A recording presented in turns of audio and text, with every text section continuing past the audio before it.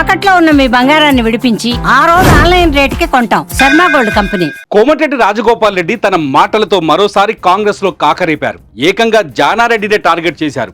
మంత్రి పదవి రాకుండా ఆయన అడ్డుకుంటున్నారని, ధర్మరాజులా ఉండాల్సిన వ్యక్తి ధృతరాష్ట్రుడి పాత్ర పోషిస్తున్నారంటూ ఆయన విమర్శలు గుప్పించారు. జానారెడ్డిపై రాజగోపాల్ రెడ్డి ఈ కామెంట్ చేయడానికి కారణం ఏంటి?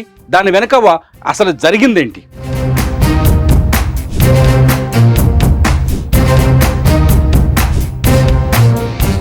ఉమ్మడి నల్లగొండ జిల్లా కాంగ్రెస్ లో కోల్డ్ వార్ మరోసారి తెరపైకొచ్చింది.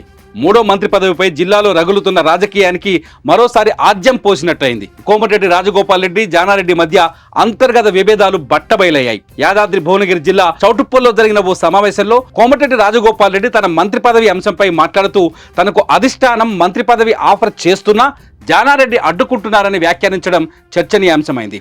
చెప్తే బాగుండదు, దుర్మార్గంగా ధర్మరాజులాగా ఉండాల్సిన జానారెడ్డి గారు కూడా మహాభారతంలో ధృతరాష్ట్రుడి పాత్ర పోషిస్తుడు. నాకైతే బాధ అనిపిస్తుంది. నాలాంటి వ్యక్తికి ఏదన్నా వస్తుంది అంటే 10 మందికి పనికొచ్చే మనిషిని, 1000 మందిని కాపాడే వ్యక్తిని నాలాంటి వ్యక్తికి అడ్డం తగులుతుంటే ఇక నేనేం చెప్పాలో నాకు అర్థమైతలేదు. రాజగోపాల్ రెడ్డి ఈ వ్యాఖ్యలను చేయడానికి కారణం జానారెడ్డి ఇటీవల అధిష్టానానికి ఓ లేఖ రాయటమే. త్వరలో మంత్రివర్గ విస్తరణ చేపట్టాలని కాంగ్రెస్ అధిష్టానం భావిస్తోంది. ఈ క్రమంలో రెడ్డి కోటాలో కోమటిరెడ్డికి పదవి దక్కుతుందని అంతా భావిస్తున్నారు. రాజగోపాల్ రెడ్డి కూడా ఆశతో ఉన్నారు. ఇలాంటి సమయంలో ఉమ్మడి రంగారెడ్డి జిల్లాకు చెందిన నాయకులకు మంత్రి పదవి కేటాయించాలని జానారెడ్డి అధిష్టానానికి సూచించారు.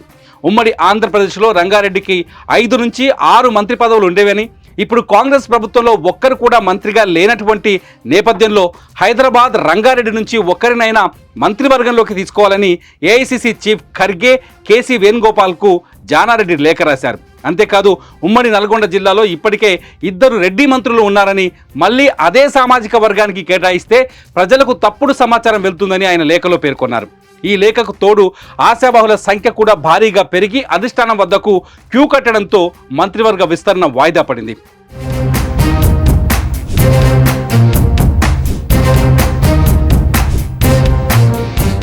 మంత్రిని అయిపోతున్నానని ఎంతో ఆశగా ఉన్న రాజగోపాల్ రెడ్డికి ఈ పరిణామాలు పంటి కింద రాయిలా మారాయి. జానారెడ్డి ఏకంగా అధిష్టానానికి లేఖ రాయడంతో కోమటిరెడ్డి బ్రదర్స్ జీర్ణించుకోలేకపోతున్నారు.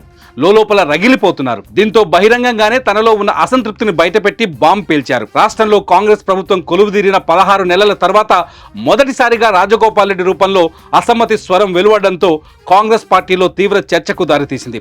మరి పార్టీ లైన్ దాటి సొంత పార్టీ సీనియర్ నేతపైనే రాజగోపాల్ రెడ్డి విమర్శలు చేయడం తీవ్ర దుమారం రేపుతోంది. మరి దీనిపై కాంగ్రెస్ పార్టీ, జానారెడ్డి ఎలా స్పందిస్తారో చూడాలి.